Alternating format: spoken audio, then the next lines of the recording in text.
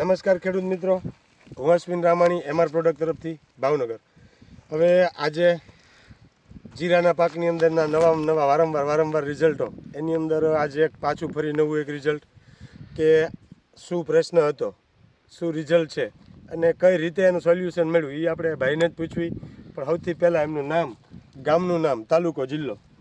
તો આપનું નામ જણાવો. હિતેશભાઈ લાલજીભાઈ દેસાઈ, ગામ ભીલા, તાલુકો બાબરા, જિલ્લો અમરેલી. ઓકે, રમેશભાઈ ને?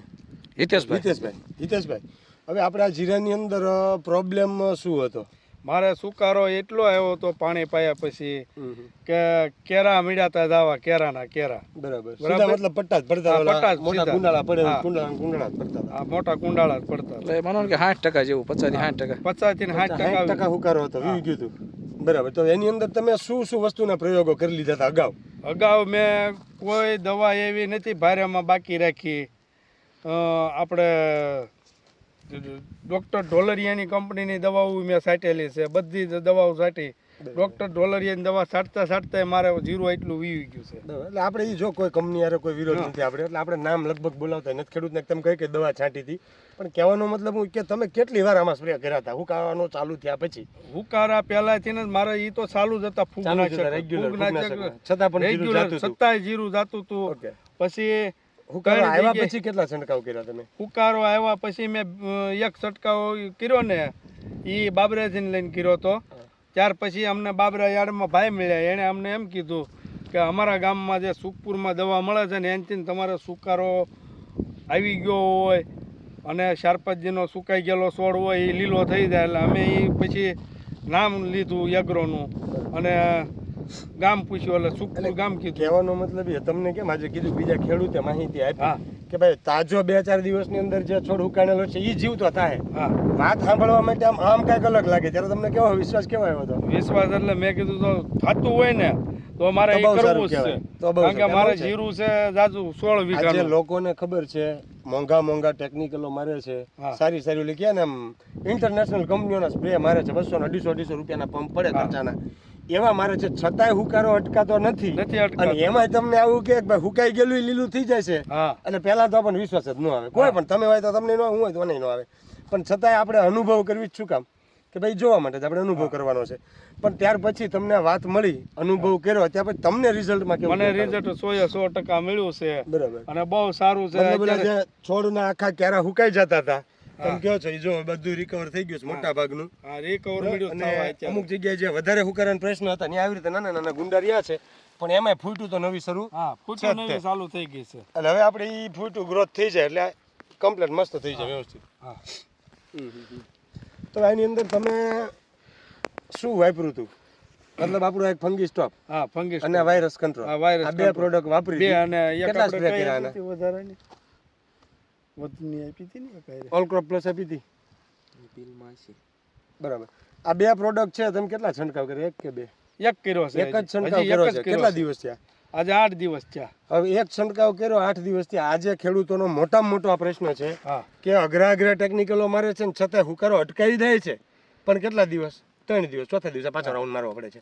તો જે 8 દિવસ થયા તમે રાઉન્ડ નથી મારો, બીજા નવા છોડવા કોઈ જાતા દેખાય છે ખરા? નહીં, અત્યારે નથી દેખાતા કોઈ. ઓકે, આપણે 8 દિવસ થઈ ગયા, મતલબ આપણે એવું કહીએ કે 8 થી 10 દિવસનું રિઝલ્ટ આનું પાક્કું છે. 8 થી 10 કે એક છોડવો અત્યારે હજી આપણને નથી દેખાતો, જાતો હોય નવો નથી દેખાતો કે નવો. કારણ કે આપણે અડધી કલાકથી લગભગ આખા ફિલ્ડમાં વિઝિટ કરી, આખો પ્લોટ જોયો, ઘણી જગ્યાએ જોયું કે જ્યાં રાવા છે ન્યાય નથી જાતો, ન્યાય નવી ફૂટ છે ઉલટાની, જાતો નથી છોડ. 4 કેરા મેં પાયા, તમારી દવા લઈને 4 કેરા મેં પાયા છે, એમાંય મને રિઝલ્ટ મળ્યું છે. એકય છોડવો ફૂકાણો નથી. પાયા પછી પ્રશ્ન હોય છે એ નથી. આજે 3 દિવસ થઈ ગયા, કોઈ છોડવો એકય હજી દેખાતો નથી. બરાબર. એમાં શું પાયું તમે? એમાં તમે એ 4 કેરા પૂરતું અનુભવ કરવા પાયું ને ટૂંકમાં, કે આમાં આપણને સુકાય નહીં આ દવા પાયા પછી, તો આગળ નવું પાવી અનુભવ કરવા માટે. સોઇલ ટેકનિશિયન અને બ્લેક પાવર. સોઇલ ટેકનિશિયન અને બ્લેક પાવર બે પાયું છે મેં. હવે ભાઈ લઈ આવ્યા હતા આખા ડોઝનું પાવાનું, પણ છતાંય 4 કેરામાં ખાલી અનુભવ કર્યો કે ભાઈ પહેલા અનુભવ કરો 4 કેરામાં, એમાં આપણે હુકાવાનો પ્રશ્ન નથી દેખાતો, તો પછી આગળ આકામ પાછું. અમે આવું કહીએ છીએ ખેડૂતોને કે અડધામાં પાવ, એક આઢળી પાવ, 5 કેરા પાવ, 25 કેરા પાવ.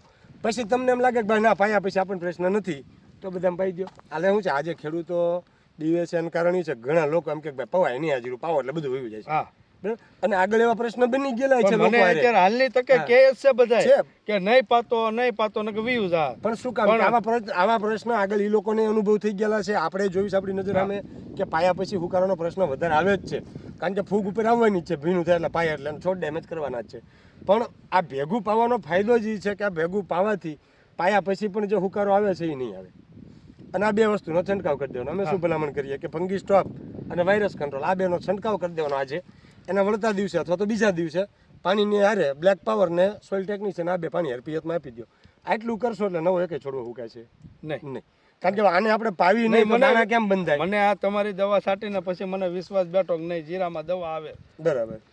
એટલે વસ્તુ અને આમ પાછી કોઈ નડતર રૂપ નહીં, નુકસાનકારક નથી. નુકસાનકારક આજે લોકો એમ કે ઓર્ગેનિક છે. આજે લોકો એમ કે ઓર્ગેનિક દવાનું રિઝલ્ટ ન મળે, પણ અમે એવી ગેરંટી સાથે કહીએ છીએ કે તમને જેથી પેસ્ટિસાઇડનું રિઝલ્ટ ન મળે ને તે દિવસે અમારી પાસે આવજો, અમારી પાસે રિઝલ્ટ નહીં ઓર્ગેનિક છે પણ બહુ સારી દવા છે. કારણ કે આજે આપણે લોકોની માન્યતા જે હતી ને કે ઓર્ગેનિક કરવી એટલે ઉત્પાદન ઘટે, ઓર્ગેનિકમાં રિઝલ્ટ ન મળે, આ માન્યતા આપણી આજની નથી.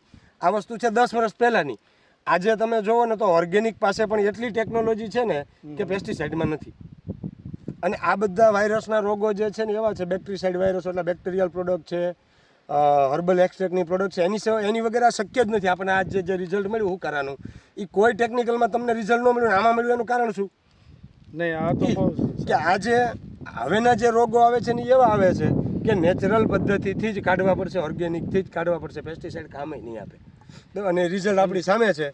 તમને આ પ્રોડક્ટ વાપરી અને કેવો સંતોષ થયો ઈ નહીં, સંતોષકારક તમારો છે. સંતોષ જાણવા આવ્યા છે. નહીં સંતોષકારક જ છે આ વપરાય આ, કારણ કે મારે પાળા મીડ્યા તો દેખાવા, હાલની તકે પાળા મીડ્યા તો દેખાવા. આ અઠવાડિયાની અંદર આ પાળા ઢગ જેવું થઈ પાળા ગયું. ઢગ થવા જે મીડ્યા. ઓલા વચ્ચે ક્યારા વહી જતા તમે કહેતા હતા ફોટા મોકલા ત્યારે, એ આખા વચ્ચે આપણને ક્યારા જ દેખાતા હતા, જોવો ને. હા અને પાળા દેખાતા હતા. આજની 8 અઠવાડિયાની અંદર 8 દિવસની અંદર પાળા ઢકે થઈ ગયું. સુકારાનો કોઈ પ્રશ્ન નથી, નવા છોડવા ગયેલાય નથી. ઉલટાના જે આગળના જૂના છોડવા છે એ હજી રિકવર થતા આવે છે. આ રિકવર 8 દિવસ થઈ ગયા છતાંય નવી નવી ફૂટું દેખાય છે એમ એક જ રાઉન્ડમાં.